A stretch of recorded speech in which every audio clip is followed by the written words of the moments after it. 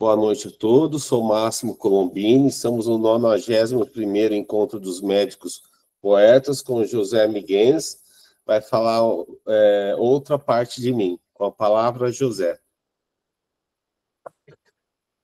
Muito boa noite a todos, chamo-me José Miguens, sou engenheiro civil de profissão, português,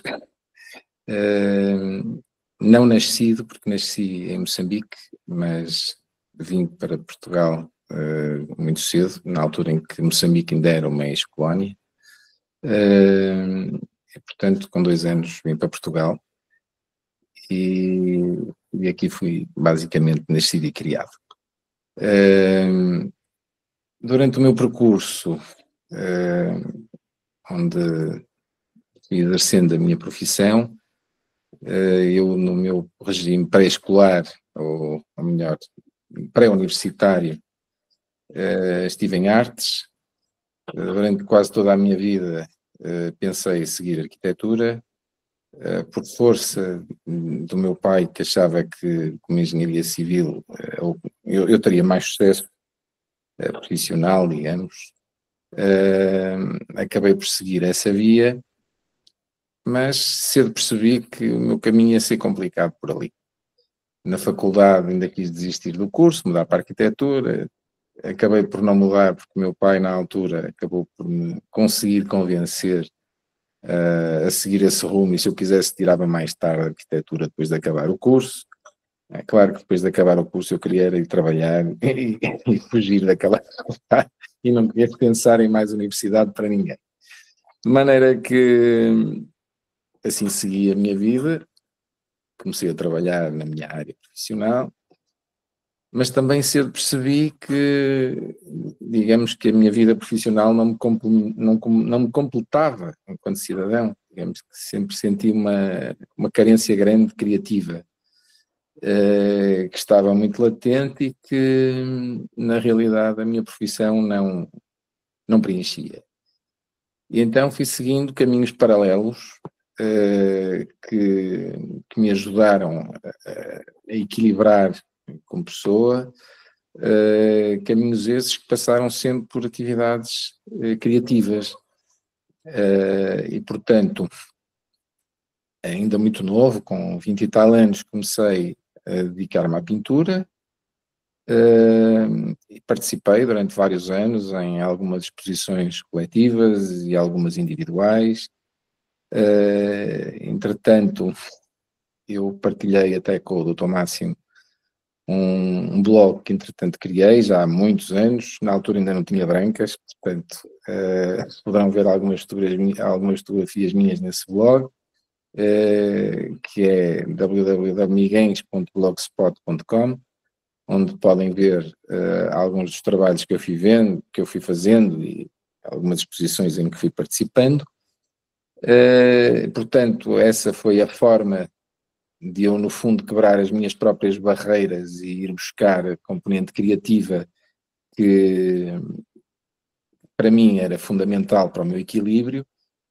E os médicos, digamos que, na sua vida também altamente estressante, penso eu, se calhar acabam também por ver ali, conheço médicos que pintam, e não sei se de facto também por fuga esse stress da vida, se é um escape, há de ser seguramente, em que as pessoas se encontram e que descobrem formas de se equilibrarem para lá do trabalho. Portanto, isso é um exemplo meu que poderá ser extensível a toda a comunidade médica, que realmente a arte não tem profissão, cada um precisa de se identificar de alguma forma, e no meu caso a pintura foi, digamos que aquela começou por ser a atividade artística que mais me preencheu durante largos anos. Depois precisei de me dedicar a outras coisas, apareceu a dança, quase por acaso, acabei por me envolver em danças latino-americanas, estive muito tempo ligado, digamos que a dança passou a fazer grande parte da minha vida, como uma atividade lúdica, mas a dança tem também a componente artística, uma pessoa reinventa-se quando dança e, portanto, foi uma atividade à qual eu também durante vários anos estive ligado, e que me foi complementando muito o meu dia-a-dia. Digamos que o trabalho é o trabalho e a parte lúdica acho que é fundamental para o equilíbrio dos cidadãos. E, portanto, acho que se as pessoas descobrirem hobbies, eu no meu caso, os meus hobbies são todos muito relacionados com atividades artísticas. Se as pessoas descobrirem hobbies que as complementem, acho que são melhores pessoas e eu faço por isso. Faço por procurar os meus equilíbrios em componentes artísticas. Anos depois acabou por surgir a poesia, basicamente. Na minha vida, comecei a escrever, as coisas foram crescendo devagarinho. No início uma pessoa vai divulgando os textos aos amigos, vai partilhando a sua vida com pessoas amigas e conhecidas e vai pedindo críticas. As coisas vão crescendo devagarinho, vamos começando a ganhar algum incentivo, vamos começando a ganhar coragem de nos expormos um bocadinho mais e passado um tempo, na altura foi em época de Covid, cá e aí também, não é? Em que estávamos mais enclausurados, acabei por ganhar coragem e lancei o meu primeiro livro. Ao qual chamei Outra Parte de Mim, precisamente porque é o reflexo de uma série de outras partes que me complementam enquanto cidadão, que todas elas acabam por estar relacionadas com diferentes tipos de arte. Portanto, como homenagem quase a essa minha parte, mas que está muito enraizada em mim, acabei por lançar esse livro, que é um livro de poesia e prosa poética. Mais recentemente, precisamente já o ano passado, acabei por lançar um segundo livro, também de poesia e prosa poética, ao qual chamei O Tempo das Coisas Sem Tempo, mas neste intervalo, porque achei que ainda não chegava, resolvi começar a tocar um instrumento. Eu não tenho base musical nenhuma, nunca tive, mas isto está a ser um bocadinho maluco e eu devo ter essa parte de loucura, e então, uma vez isto é como as coisas estão interligadas, é engraçado, porque eu, por causa da dança, como eu disse, eu dancei durante muitos anos danças latino-americanas e eu aprendi a dançar também forró, o vosso forró brasileiro. É verdade, aprendi a dançar forró. E, curiosamente, um amigo meu brasileiro aqui no Porto, que organiza festas de forró, tinha descoberto um instrumento em Inglaterra, numa viagem que ele tinha feito, que se chama Hang, também conhecido por handpan. Mas a palavra original é Hang, H-A-N-G. Ora, é um instrumento de origem suíça, embora muita gente pense que é um instrumento asiático. Não tem nada de asiático. Quem criou o instrumento foi um casal suíço, e a verdade é que eu apaixonei-me por esse instrumento a dançar forró, porque essa música, é uma música instrumental, mas cujo ritmo dessa música que ele criou era perfeitamente adaptável ao forró, e esse meu amigo brasileiro punha frequentemente e eu adorava dançar aquilo. Então fui-lhe perguntar o que era aquilo, ele lá me apresentou e foi assim que conheci o Hang. Deu-se a coincidência, pouco tempo depois, meu filho ter ido à Inglaterra e ter-se deparado com um senhor a tocar na rua também esse instrumento. Então depois, no aniversário dele, pediu-me para ver se eu lhe podia oferecer um Hang.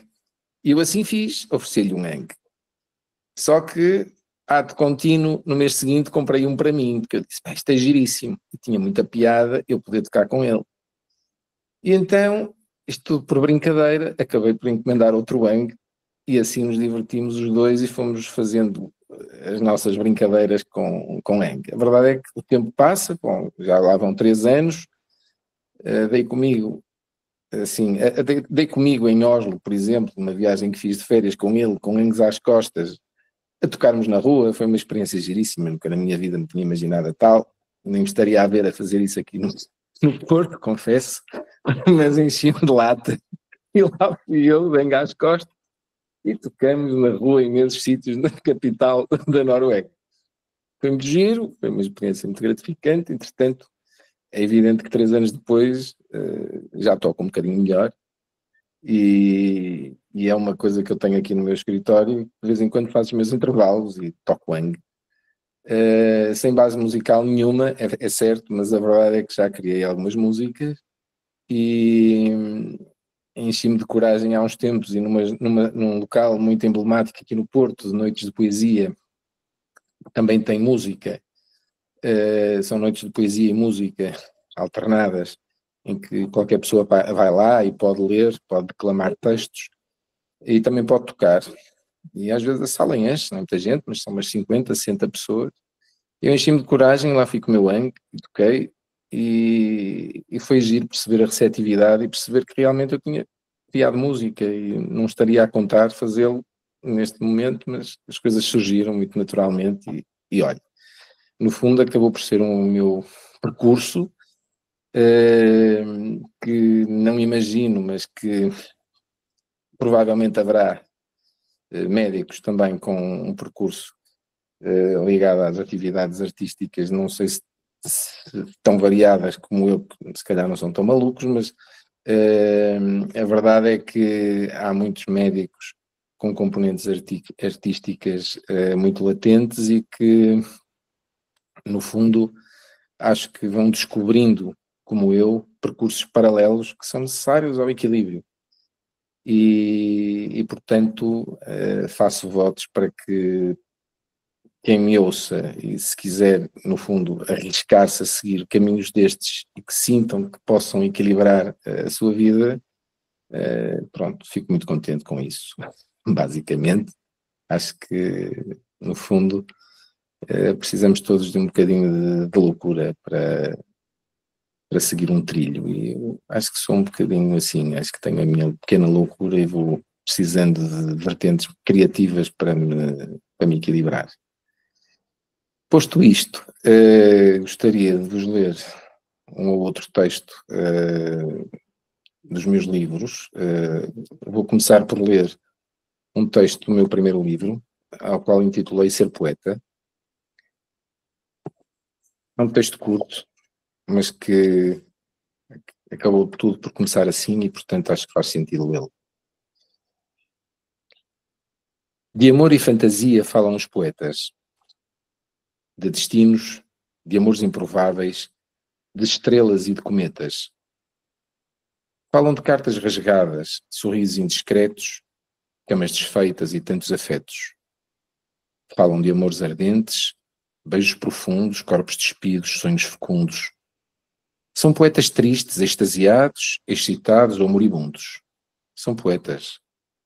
E ser poeta é ter uma alma livre e indiscreta. Este foi um dos meus primeiros textos, aliás, é o primeiro texto do meu primeiro livro e não foi por acaso, não é? Acho que fazia todo sentido começar por aqui, e porque ser poeta é isto, e eu sou um bocadinho assim, é uma alma livre e indiscreta, e acho que foi um bocadinho isso que tentei ir fazendo ao longo da vida, e a poesia tem isso, permite-nos criar, brincar com as palavras e fazer com que as pessoas meditem sobre elas, e em textos muito curtos é o objetivo da poesia, é em textos curtos tentar passar uma mensagem. E a prosa poética, idem, são coisas ligeiramente diferentes, mas eu identifico-me com ambas, e isto é conforme sai. A poesia é isso mesmo, é a criatividade do momento, de um minuto, e portanto nunca sabemos quando sai, a que horas sai, mas também é essa beleza, essa falta de preparação, porque não se consegue preparar a criatividade, surge quando surge, em qualquer lugar, em qualquer momento, sem hora, sem nada definido, mas que também é isso que torna a beleza, assim como a pintura, a beleza da poesia.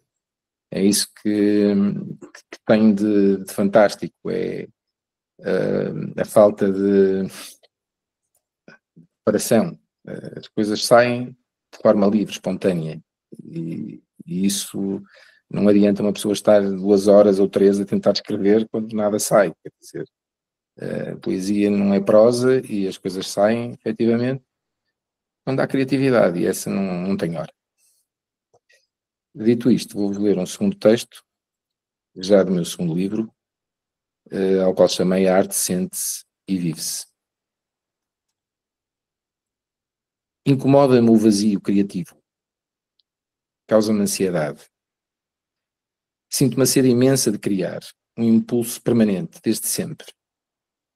É algo que me impele a desenhar, pintar, escrever, dançar ou, mais recentemente, a tocar. Para lá da profissão, tenho uma vida paralela, fundamental para o meu equilíbrio. Não consigo conceber a minha vida sem arte. É como respirar. Faz parte da minha essência. Se não desenho ou pinto, escrevo. Se não escrevo nem pinto, fotografo ou danço. Se não danço, toco wang. E lá vou trocando a ordem das coisas. Sinto que de algum modo deixo mais um bocadinho de mim neste mundo intenso e por vezes desconexo. O prazer que retiro preenche-me. Como me preenche saber que uma tela minha ocupa o espaço de alguém ou o meu próprio e que ali é contemplada com prazer. Saber que o que escrevo é apreciado, nem que seja por uma dúzia de pessoas, e que as mesmas se revêem em algum dos meus textos, apoderando-se deles como seus e partilhando-os, sem esquecer o autor. Saber que a sintonia na dança surge quando menos se conta e que alguém voou comigo num determinado momento para lá do pensamento.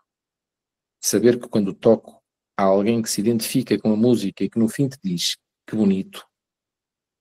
A vida sem arte seria vazia, sem sabor. A arte une, agrega e revitaliza. A arte sente-se e vive-se. Portanto, este texto vai ao encontro daquilo que eu acabei de dizer há pouco. No fundo, resume um bocadinho daquilo que eu sou,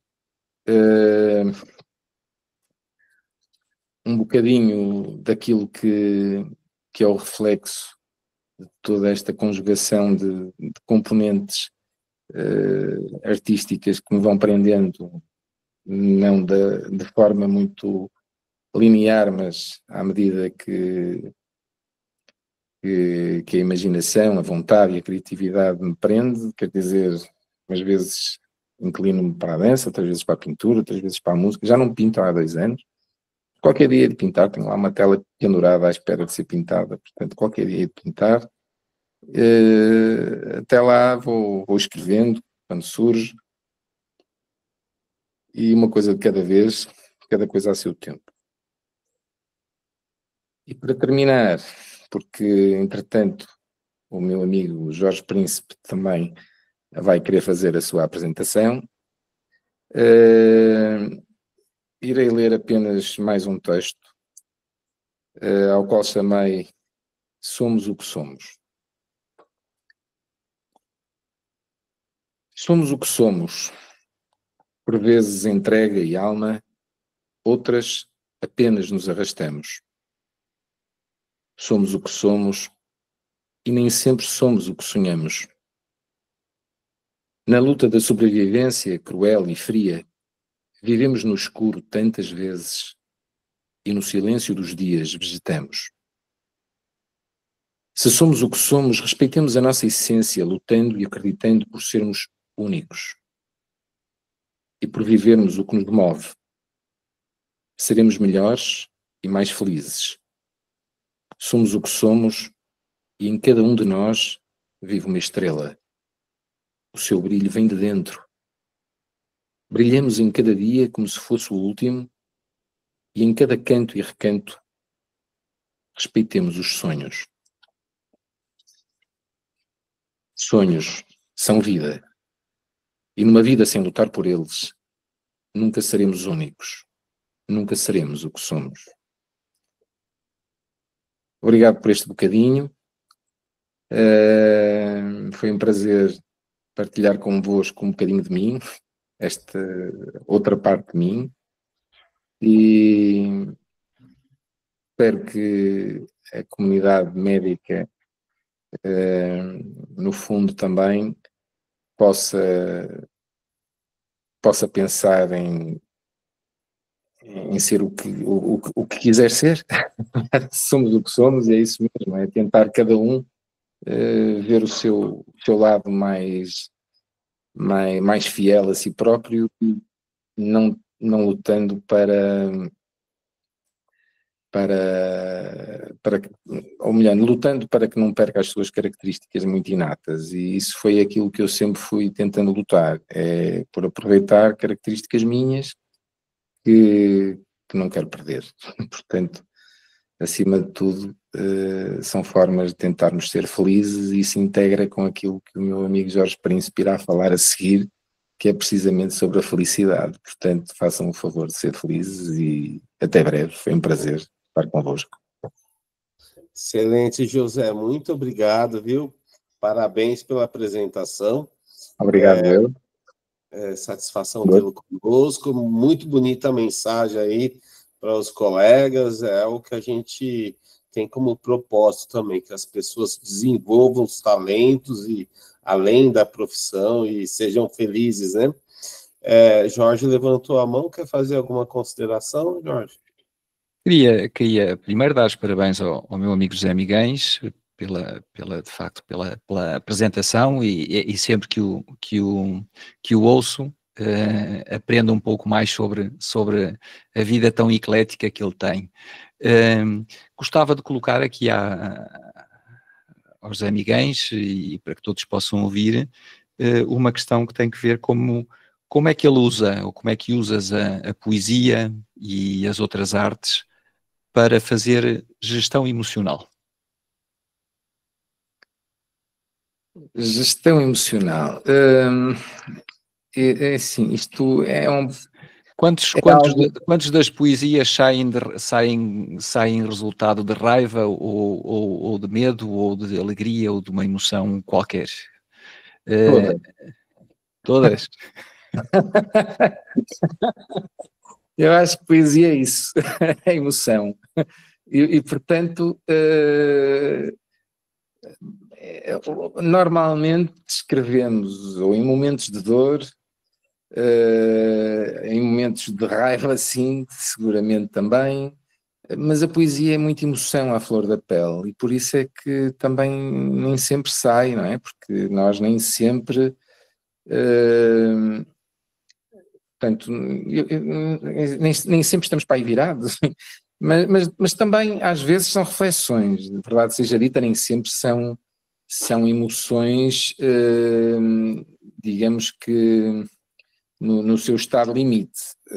Às vezes eu escrevo como forma de me caracterizar a mim próprio. Aliás, ainda há bocado, um dos textos que escrevi foi muito nesse sentido, ou então como forma de homenagear alguém. Eu tenho textos que eu também escrevo prosa poética, e portanto parte dos meus textos são escritos sobre pessoas que me dizem muito, por exemplo, sejam pais, avós, familiares muito próximos, que eu de algum modo senti necessidade de homenagear pela intensidade de emoções que me criaram, e pelo carinho que me deram ao longo da vida, e pela forma como se deram a mim ao longo da vida, e portanto foi uma forma de eu também os eternizar naquilo que me fizeram sentir, e isso não é, digamos que é uma forma mais pensada de... Quero escrever sobre alguém, quero escrever sobre alguma coisa, e a coisa vai surgindo às vezes de uma forma mais demorada do que propriamente aquele texto que me sai em meia hora. Às vezes saem textos assim muito rapidamente. Há poesias também mais construídas, às vezes sai-me só a ideia e sai-me à base de um poema. a coisa depois vai-se construindo ao longo de vários dias. Há outros que saem de facto muito rapidamente, 30 minutos, 1 hora e termina um texto. Portanto, não tenho propriamente uma linearidade muito grande naquilo que escrevo. Qual era a dica, uma vez que estamos aqui no movimento Médicos Poetas, qual era a dica que darias para quem quer começar a escrever poesia? Como é que se dá o processo? Como é que podes ajudar alguém a iniciar o processo? Não terem medo. Não terem medo de se expressarem. Cada um deve tentar arriscar sem medo. Foi o que eu fui fazendo, a coisa foi crescendo devagarinho. É evidente que depois fui perdendo o medo cada vez mais. No início temos mais medo, depois vamos nos tornando mais afoitos, porque também fui partilhando os meus textos com pessoas, tive o cuidado de partilhar os meus textos com pessoas que tinham hábitos de leitura. Inclusivamente, tenho uma tia que é professora de português, que até assinou o prólogo do meu segundo livro, que me diz muito, e que me foi acompanhando no processo inicial em que, sempre me acompanhou, mas nessa fase inicial sempre foi mais interventiva, porque eu também lhe pedi muito mais vezes. Atualmente já vou arriscando mais, porque também uma pessoa vai ganhando outra confiança e outro conhecimento e vai arriscando a partilhar coisas que escreve com a comunidade, digamos. E eu tenho a minha página José Miguel Poesia e Companhia, página pública onde vou partilhando alguns textos, tanto meus como de pessoas, de autores com os quais me identifico. Mas a verdade é que, acima de tudo, há que ir perdendo o medo e procurando obter por parte de amigos com hábitos de leitura ou pessoas com quem tenhamos confiança e que nos possam, com sentido crítico, avaliar os nossos textos. Acho que é a melhor forma de nós também irmos arriscando cada vez mais e ganhando mais confiança, crescendo como autores, até que depois surge naturalmente a coragem, porque é preciso alguma coragem, nos submetermos à crítica e olha, agora, e vou lançar o livro e seja o que Deus quiser. Então está mesmo a pedir a pergunta que a gente sabe que está associada ao objetivo dos médicos poetas, que é de facto criar um bem-estar positivo através da arte. E a última pergunta que tenho para fazer é: em que é que a poesia te cura? A poesia serve-nos de catarse, muitas vezes. Não só a poesia, mas tudo que eu escrevo, ultimamente tem-me saído mais textos quase até crítica política, mas que eu vou partilhando também, de vez em quando. Mas a verdade é que vou também escrevendo crónicas. Ultimamente têm-me saído mais crónicas do que poesia, isto é conforme. Mas a verdade é que serve-nos de catarse. No fundo, eu sinto necessidade de escrever para deitar cá para fora alguma coisa, seja para criticar o mundo, seja para me pronunciar sobre algo que me diz muito. Eu sinto essa necessidade. E também serve para te encontrares? Serve. Para ganhares clareza? Sim, às vezes sim, como forma de meditação. Claro que nem sempre escrevemos só sobre nós, não é? Quer dizer, escrevo muito sobre mim, mas às vezes gosto de escrever sobre coisas hipotéticas, não tenho necessariamente, lá está, gosto de tentar criar cenários, basicamente. Um poeta também, aliás, Fernando Pessoa tinha 4 heterónimos, não é? Portanto, também se recriava a si próprio de 4 formas distintas, não é? E, portanto, também gosto dessa parte, tentar criar cenários imaginários, e isso acho que é uma das capacidades que nos dá mais prazer, é criar, brincar com as palavras. Eu não li um ou outro texto por falta de tempo, mas em que gosto de brincar com as palavras. Eu criei um texto depois o Dr. Máximo está a partilhar, neste caso, chamei-lhe Coisando. Basicamente é um texto que eu achei muita piada, até tenho uma amiga brasileira que saiu, que ficou minha amiga fruto da poesia, e ela até me fez uma declamação que poderão ver depois na minha página Poesia e Companhia, José Miguel Poesia e Companhia, com esse texto do Coisando, que ela até fez um vídeo, e que no fundo, lá está, aí não foi referência nenhuma, mas eu achei piada ao coisando, que é muito usado aqui em Portugal, quando uma pessoa não se lembra de qualquer coisa. Então, fui coisando, é assim, é assim uma palavra, quase um neologismo, em que não significa coisa nenhuma, porque serve para muita coisa e para coisa nenhuma. É aquele tipo de palavra que se adapta a qualquer situação. Eu vou coisar. Pronto, então eu brinquei com o termo, e isto é giro, porque isto realmente esta palavra tem múltiplos significados, não é coisa nenhuma, mas adapta-se a imensa coisa. Então acabei por brincar com esse texto e acho que foi uma coisa que faz parte do meu primeiro livro e acabou por ficar bastante engraçado. Não tive tempo de os ler, mas depois, mais tarde, um dia qualquer, se vocês tiverem tempo, neste caso o Dr. Máximo, se quiser partilhar, acho que vão gostar. E mais perguntas? Só o meu amigo Jorge Príncipe é que faz perguntas. Estejam à vontade para colocarem mais perguntas, se acharem conveniente.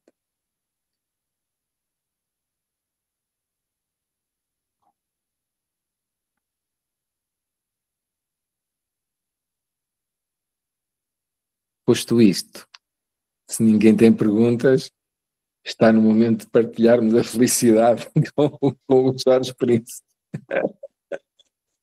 Acho que é o tema dele. Alô, Jorge Príncipe, não sei se me estás a ouvir. Não, ainda haverá. José, parabéns, viu? Eu não estou conseguindo abrir aqui o teu texto, mas a gente partilha na sequência no grupo, né? E somos um pouquinho adiantado no horário. Alguém mais gostaria de fazer uma consideração, comentário? Podemos seguir. Então, vamos convidar a nossa convidada surpresa para fazer o encerramento poético dessa primeira parte. Com a palavra, Raquel. Olá, boa noite. Então, ouvindo o José falando e dando a dica, estou aqui eu arriscando um pouco na escrita. Digo sempre que sou iniciante ainda, e fiz esse poema há uns 2 dias atrás, aqui justamente para esse encerramento, tá? Então, a arte do encanto, a delicadeza da poesia, a melodia que toca, a fotografia que revela. A arte estreita os laços, a poesia aproxima, a música conecta, a fotografia guarda, a arte brilha, une em silêncio, todos os dias no palco da vida. Muito obrigada, José, pela sua participação. Obrigada a todos. Raquel, foi um prazer. E parabéns pelo texto, agora é arriscar. Sem medo, sem medo. Raquel, parabéns, lindo poema, parabéns. Arriscar sem medo. Também queria dar os parabéns, de facto, Raquel, vê-se que houve aqui uma preparação e um estudo sobre, de facto, as várias valências do José Miguens, para que a poesia fosse adequada e na sequência exatamente para terminar a intervenção dele. Gostei muito, parabéns, Raquel, parabéns. Obrigada, auxílio do Dr. Máximo aí. Obrigado, uma felicidade. Eu vou encerrar então essa primeira parte, só um segundinho.